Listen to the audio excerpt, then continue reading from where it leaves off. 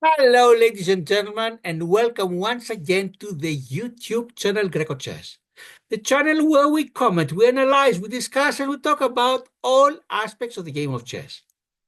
I'm your host. My name is Charilaos Aneziris, and in this video, it's a special one. It's a request by one of our subscribers, Jordan Wasserman, who wanted me to present a game that he played against me in chess.com.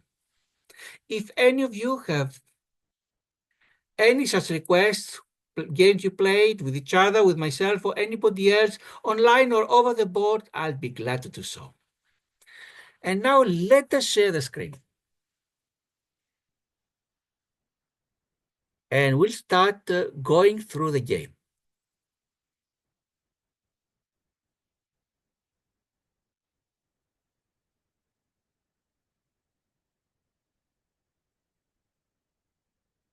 As you see here, I'm only going to show a part of the screen. There is a reason for that.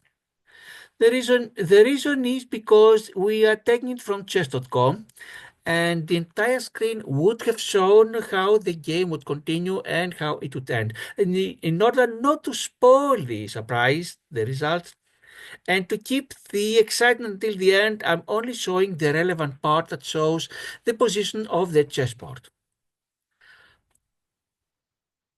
A few comments about it. On the left, you see this bar. If you see a number on the white part on the top, it means computer thinks white is doing better.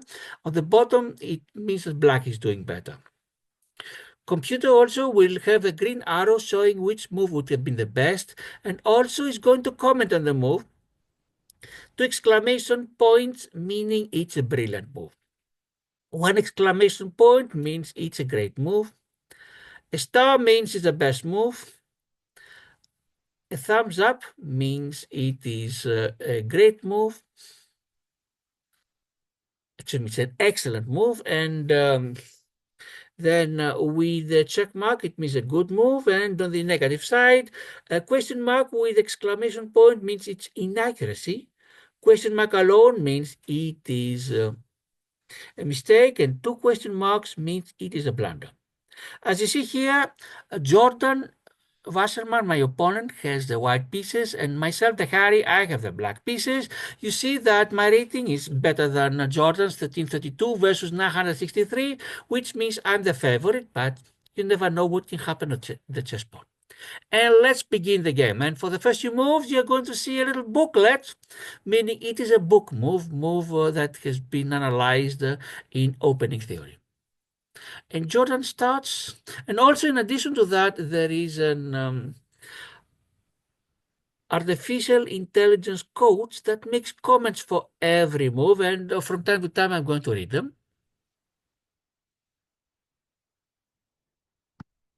And Jordan starts with a pawn to e4, one of the most common first moves, and the coach says the favorite first move of 1972 world champion Bobby Fischer. I reply with a French defense, pawn to e6, and the coach says you're giving up space in the center on your own terms with the French defense. Second move, pawn to d4, and coach says they're taking the center and both of their bishops are ready for development. Meaning both of white bishops, both the c1 and the f1. Then reply with my pawn to d5, counter-attacking the center. French defense style, says the coach. This is the advanced variation, pawn to e5, one of the many options of white. White could also have moved the b1 knight either to c3 or to d2, or even taking the pawn on d5. There are other options. The coach says pushing the pawn, closing the center, and attacking the d6 and f6 squares. I reply pawn to c5, the standard response for such a move. This move attacks your opponent's pawn chain. Pawn to c3 for Jordan. c3 supposes a d4 pawn and allows the queen to develop on the queen side. Meaning you can go to c2, b3, a4. And the 4 with the check. If I'm not careful, and then it could even be a fork. My knight goes to c6. You're bringing your knight into play, eyeing the central square, says the coach. Knight f3. knight to f3, suppose the d4 and e5 pawn, says the coach, and my queen to b6. You followed a great opening principle and developed a new piece. In addition to that, let me tell you, the whole struggle in the French defense for the first few moves is control of the d4 square. Black tries to attack it as many times as possible, and white tries to defend it as many times as possible. We completed the first 5 moves. Jordan has an advantage of 0.4, a small one. You see that the d4 square, it's attacked 3 times by me. The pawn c5, the knight c6, the queen b6, and it's defended 3 times. Pawn c3, knight f3, and queen d1. Let's see how game continues. Pawn to a3 for Jordan. a3 controls the b4 square and prepares the b4 pawn push, as the coach. My knight goes to e7, developing the knight and increasing influence in the center, said the coach. Now, what's happening with me is that my knight from g8 doesn't have too many options. If it goes to f6, it is lost, pawn on e5. If it goes to h6, then white has the option to have the bishop from c1 take it. I take it back with the g7 pawn, and it destroys my pawn structure. What I would do in such a case, I would first take the pawn with my queen on b2. Then Jordan has to find a way to save the knight, the rook on a1. The best way is knight goes to d2, from b1 to d2. And then I take the bishop. I won a pawn, but my pawn structure is ruined, and the computer doesn't like it. That is why what is remaining option, knight goes to e7, temporarily blocks my bishop on f8. And if it was not for my queen on b6, I would even have lost the pawn on c5. But now Jordan will not take it, because then I take it with my queen. He doesn't win any pawns, and what's happening is that he is going to minimize his influence over the center. Pawn to b4 for Jordan. Wants to attack the c5 pawn. Their move follows established opening theories, is the coach played by top players for years. That's what this little booklet means here. I take now d4 because there is no more way to attack it even more. Let's take it now with my pawn. Jordan takes it back. And my knight now goes to f5. If you see here, by my knight going to f5, not only it liberates my bishop on f8, but attacks the d4 pawn for the 3rd time. And I have the pawn on d4, I attack it 3 times. The 2 knights on c6 and f5, the queen on b6. It's defended twice, queen d1, knight f3. So Jordan needs to find a way to defend the pawn for the 3rd time. Basically, there are 2 ways to do it. I don't think there's anything else. Bishop can go either to b2 or to e3.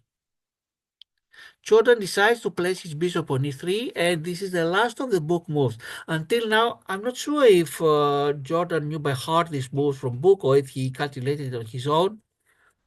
Myself, more or less, I knew them, because I've played this opening many times.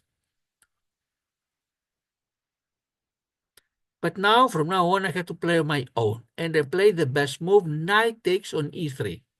The best move, you see what this star means here. And Jordan will use his pawn on from f2 to take on e3. By doing so, I doubled the pawns of Jordan, the e-pawns. There is no pawn on the f, so of course the queen cannot easily go to h4. The bishop maybe, but we have the knight on f3 that controls h4, but potentially there could be danger from that diagonal. Bishop to e7 for me. Yes, daydreaming for my bishop go to h4, but most of all, developing my bishop. But computer thinks it's an inaccuracy.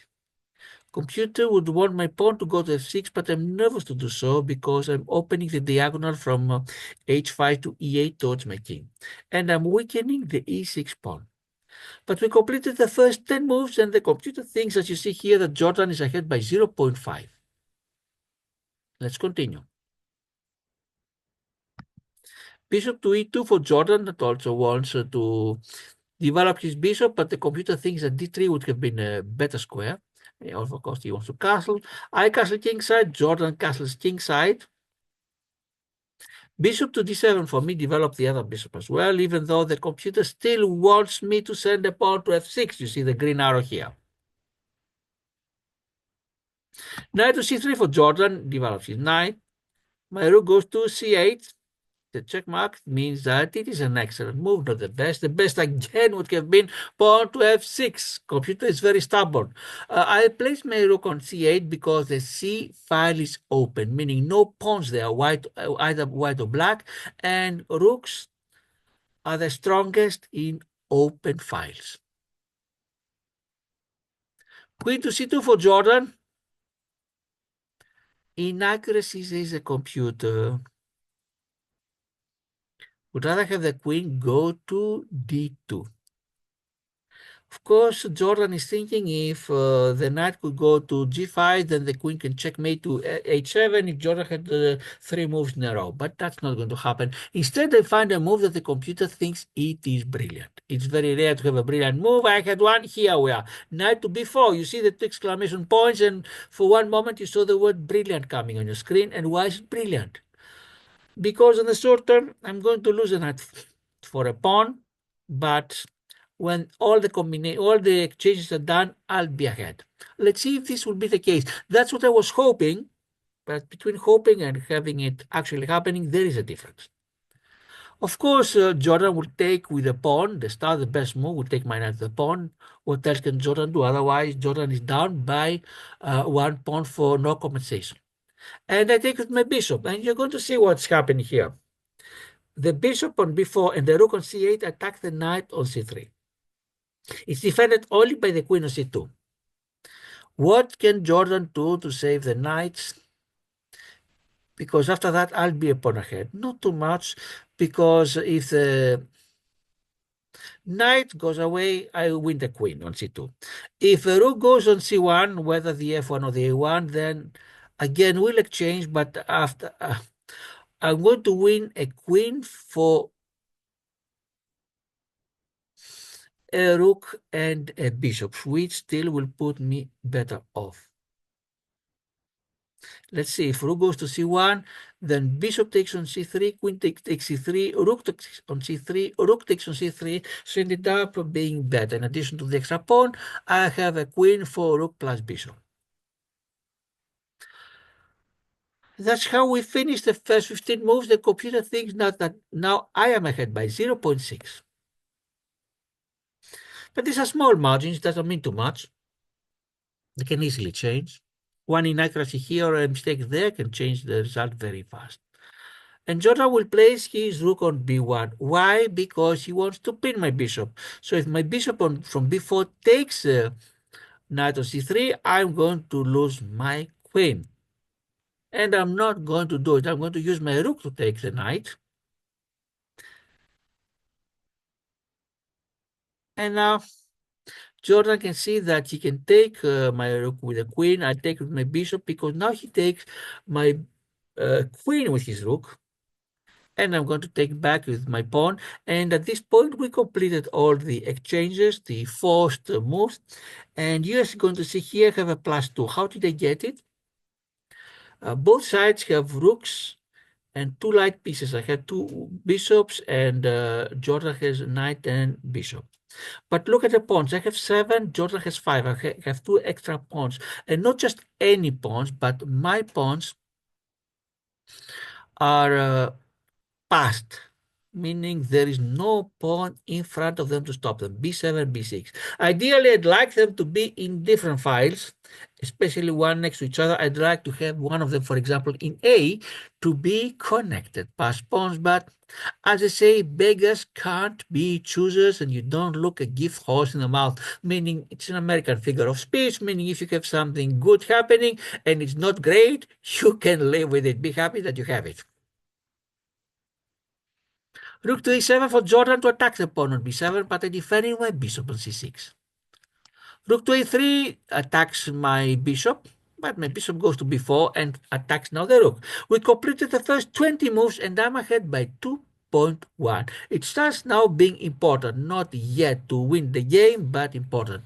What do I need to do? If I can exchange the rooks and the light pieces, My big pawns would win the game. The white king is far away, and even if the white king could catch up, my black king in the meantime would go on the king side of the board and win at least some of the five king side pawns of Jordan, especially since he divided into islands. But will that happen or not? Let's see. Rook to b3 threatens my bishop, and my bishop goes to a5, defends both itself and the b6 pawn. Bishop to b5 for Jordan, and myself I want to start exchanging. We said that if we can exchange the rooks and light pieces, the ending should be winning for me. I do, the computer doesn't like it. Computer, it would rather have my pawn go to h6. Why? Because I'm facing a back rank problem. Of course, currently I have my rook on f8, but if there's a combination where the last part I would need to use my rook to take a piece to even the material, the rook cannot go there if the white rook could go back and checkmate me. That is a problem with back rank. It's not that the opponent will be careless and let the back rank, but that the threat of that can win at least a piece. Of course, Jordan would take back the bishop. And my rook goes to c8. Once again, the open file. And now there is nothing there. So my rook has the entire control of all 7 squares from c1 until c7. But still needs to be at c8 for the back rank issue. That's why the computer would rather have me first solve the back rank. But I was afraid, no, the rook cannot go to c5 because of the pawn. But I didn't want white to use his own rook to control the c file. Rook to b1 for Jordan. Computer would rather have it go to b2 because the second rank is very important. If black rook can have it, it is a dream for the black rook. Now I'm solving my back rank issue problem, pawn to h6. I don't have to worry about it in the future. Rook to b5 for Jordan once again moves back and forth the rook, not a good idea. And now, approaching the ending, I want to activate my king. I'm going to send my king to f8.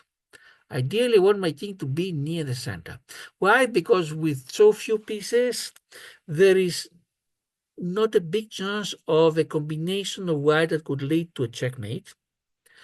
But you want the king to add its own pressure on the important squares. King goes to f8. Completed 25 moves, and if you see here from bottom left, I'm ahead by 2.6. The computer would rather have my rook go to c3, a king to f2 would rather have the white send the rook to b2. My king to e7 would rather have my rook go to c2. Computer wants the rooks to control the second file. Excuse me, the second rank. But players would rather centralize their kings. Rook to b1, oh, the first. The computer would rather have the rook go the second, not the first. My king to d7 again. Computer would want my rook to go to c2. Knight to e1 for Jordan. Hopes to reactivate the knight, then send it to perhaps d3 and be near the center. My rook goes to c3. The computer would rather have my bishop take the knight with a check. The problem is that after this exchange, my pawn on b6 is under threat. I would need to use my rook on c6, and it's not easy to advance my pawn on b6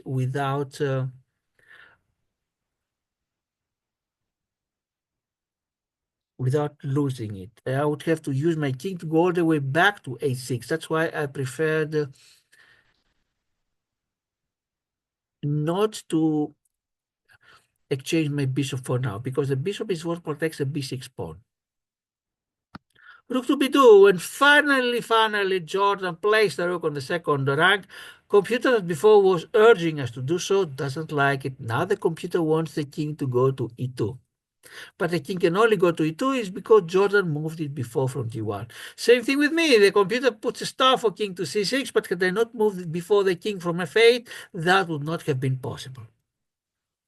Knight to c2 for Jordan. And my rook goes to d3. We completed the first 30 moves at this point, and you see here I'm ahead by 3.4. It starts becoming important. Of course, the computer would rather have my pawn being pushed to b4.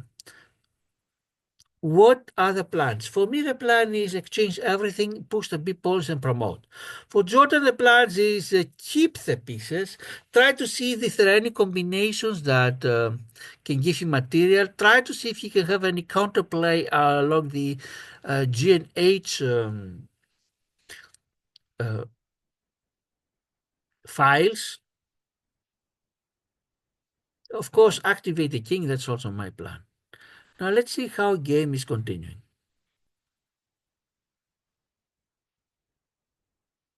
As I said, we completed 30 moves and I'm ahead by 3.4.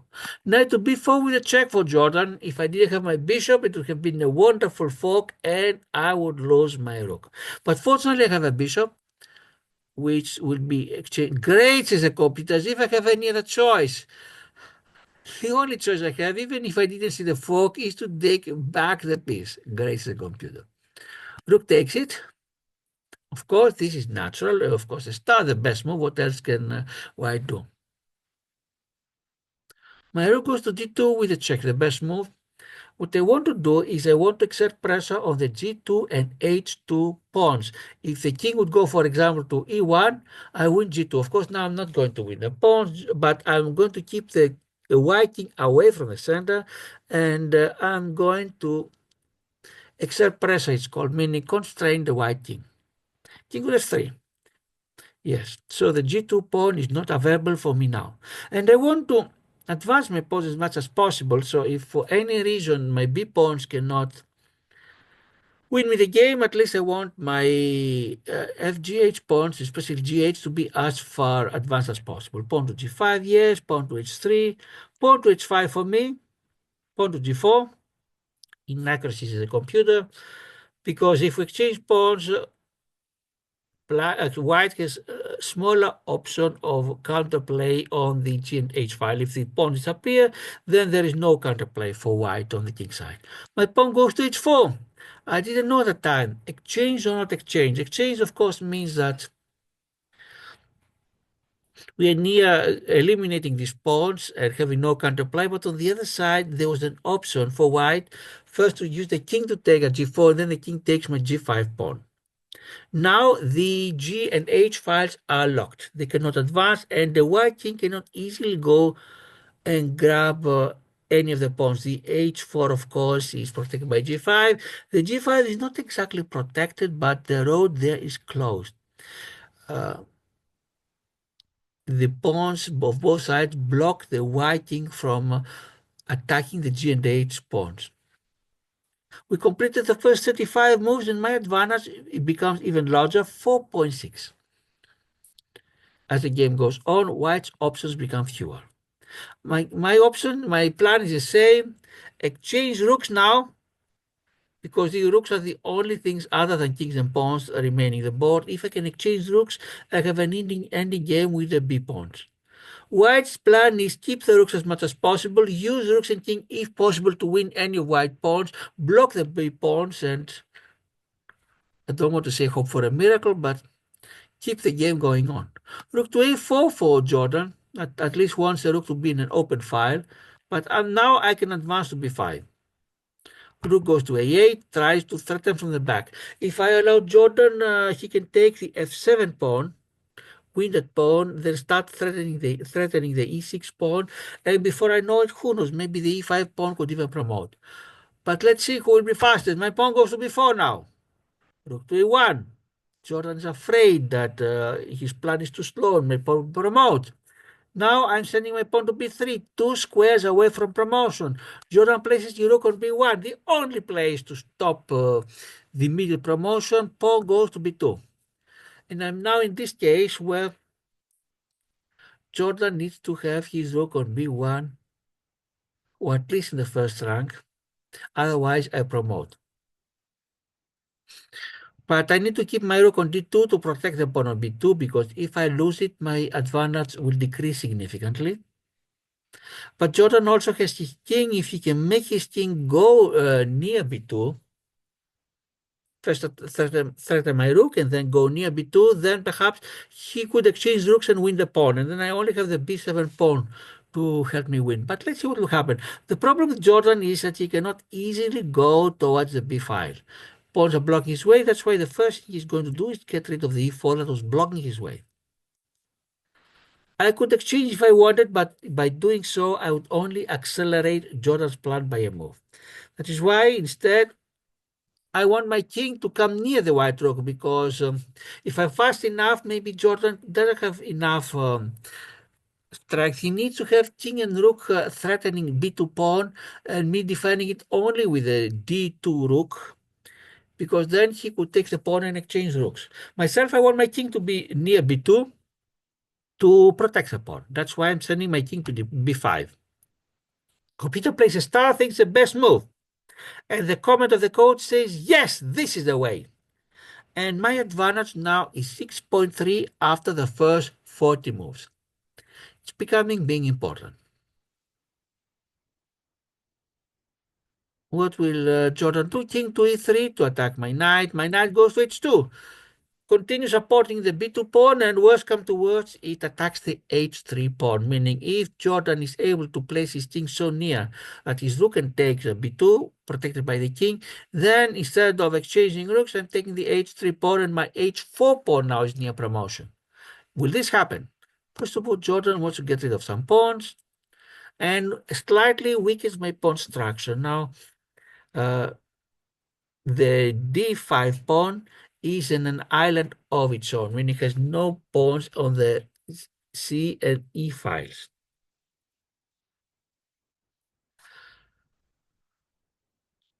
Jordan will place his king on d3 near the b2 pawn, but on my side, I win the h3 pawn with a check, meaning without slowing myself, I win into the check. So even if Jordan somehow wins the b2 pawn, perhaps the h4 pawn could win me the game, as if I don't also have the b7 as a passed pawn.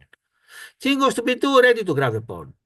King goes to c2, ready to grab the b2 pawn. My rook goes to h2, and for the time being saves the pawn. King goes to c3, and my rook goes to g2. Now that I won the h2 pawn, I want to attack the g4 pawn, because if I can win it, I have b7, g5, and h4 pawns marching towards promotion. And even if I lose the b2, that was very near promotion. We completed the first 45 moves, and my advantage is 6.1. It's very significant, this point, meaning that I really need to blunder now, to make huge mistakes, to let the win slip through my fingers. But let's see what will happen. King to b3 for Jordan, meaning my b2 pawn is lost. But I knew it. I'm not even going to protect it. Let's win the g4 pawn. Inaccuracies, the computer would rather have me push the h pawn, but I don't want to push a pawn that is not supported by another pawn. I don't want suddenly to lose both the b and the h pawns. Of course, the computer that can see perfectly what needs to be played will take this risk, because for the computer that's not even a risk. For me, it would have been a risk. Rook takes on b2, so finally my b2 pawn cannot make it all the way to promotion. But I'm going to win another pawn now, d4. And you see what's happening. Now I'm having, both sides have kings and rooks, but I'm having 5 pawns, and Jordan has only 1. Out of my 5 pawns, all of them are passed pawns, b7, d5, f7, g5, h4. Excuse me, no, the f7 is not passed. I have 4 passed pawns, b7, d5, g5, h4. The f7 is not yet passed. And Jordan has 1 pawn on e5 that's also not passed. f7 and e5 somehow cancel each other. But my other pawns are more than enough to win me the game if I play correctly. Jordan wants to attack the pawn on g4, and not easy for me to defend it. My rook cannot defend it. If the pawn send my pawn to f6, then the e5 will take it. But I use what's called the Ziegfeld and move in intermediate move. My rook goes to d3 with the check. And you see why I did the check. I don't do the check just in order to do the check. There is a reason why. king goes to c2, and now my rook goes to g3. That's how I protect my pawn at g5, meaning the rook doesn't have access there. If white exchanges rooks, of course I don't like that my g4, my h4 will go to g3 and doubled, and most likely the white king could take it, but I have enough time to push the b pawn or even the d pawn to promotion. But Jordan, that's why, decides not to exchange rooks and instead attack the pawn at f7. Because if this pawn is taken, then the e5 pawn is going to become a pass pawn for him. I decided not to save it. Let's push the h pawn to h3. Jordan takes the f7 pawn and my pawn goes to h2. But before this exchange, we reached the 50 moves, and let's see what is the score. I'm leading by 5.1, a little bit less than the 6 has been below, but I'm 5.1, not a bad one. Now rook takes on a7, star, the best move for Jordan, my pawn to h2, and rook takes on b7 with a check, which means that Jordan will have enough time to send the rook on b1 and try to stop the h2 pawn from promoting, also winning a pawn. And now I'm only having 2 extra pawns. You remember before I had 5 versus 1? Now it is 3 versus 1, and not only that, Jordan's pawn is a passed one 3 squares away from promotion. I'm placing my king on c6 to attack the rook, and the rook doesn't have too many options to stop the pawn, either h7 or b1. Usually you want your rook to be behind the passed pawn, and that's why maybe h7 would have been the best. That's what the computer thinks. The arrow shows it here, but I think that the game was won either way or other. If rook went to h7, I would put, of course, my rook on g2, and then my pawn would go to g3, so the g3 protects the h2, and then rook would go to first rank and promote. But now things are a little bit easier. My rook goes to g1, and now we see here my pawn is going to get promoted. The best that Jordan can do is exchange the rooks. I'm not even sure if it's the best. Computer thinks the best is to push the pawn to e6, but still my king is near enough to stop it. Or I could even, instead of even stopping, I could exchange the rooks. If I take the rook, no, the rook is not, the pawn is not fast enough, meaning if I take the rook, the pawn cannot go to e7, my king will go here. Still, from now it's impossible situation for Jordan. Jordan, in any case, decides to exchange the rooks, and I take it with my pawn that becomes a queen. And Jordan will push his pawn to e6, hoping maybe that I might let it promote, but my king goes to d6 and evaporates such streams. You see now this is move 55. I have a plus 7.4. I have like this minus 7.4, meaning I have 7.4 advantage, an enormous one. And you see the red circle with the white flag, and Jordan surrendered. Jordan played a very nice game, had his strong moments. And let's see what does the computer think about the overall game. We'll stop sharing for a moment so we can share again the other screen.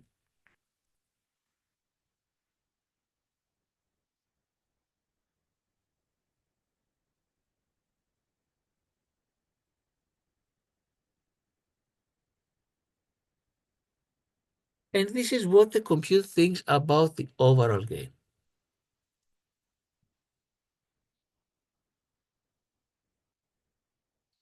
It thinks that I had one brilliant move, in fact, the move where my bishop took on b4, but of course I had calculated the combination. It's not that some crazy intuition told me, Harry, try to, and you'll be lucky.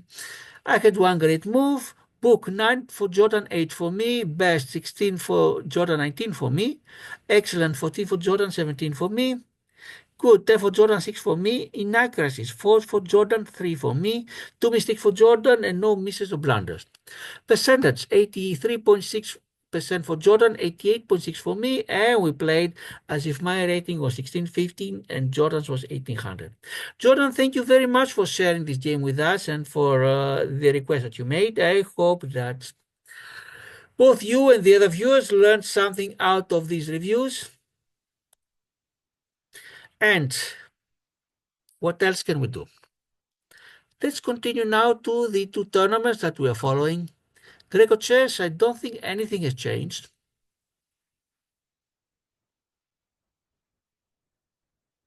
Still two games remaining between Maxim Govorukha from the Ukraine and Barak 7 from Israel. That will decide the winner of the tournament. And let's go to the other tournament. I don't think anything has changed there either. We are near the end of the first round and we already know who is advancing to the next round.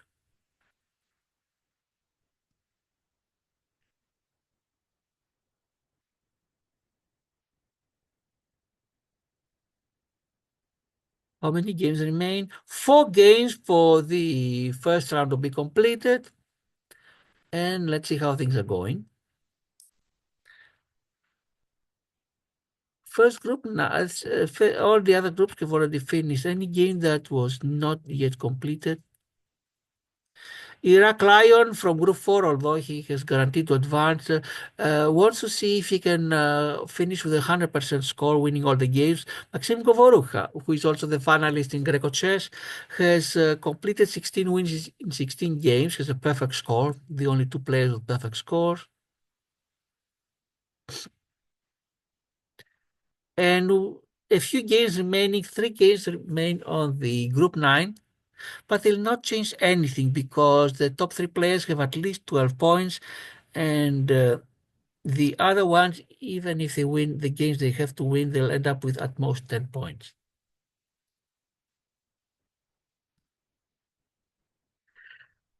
So ladies and gentlemen, thanks for watching this video. Thanks to all the viewers, the subscribers, the likes and the comments.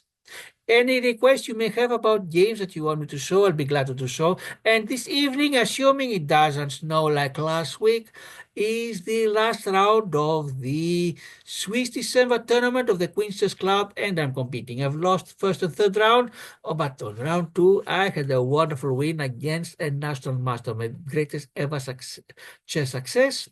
Let's see what's going to happen tonight. In the next video, we're going to show it. I'm Charilaos Aneziris. This is Greco Chess. Ladies and gentlemen, goodbye.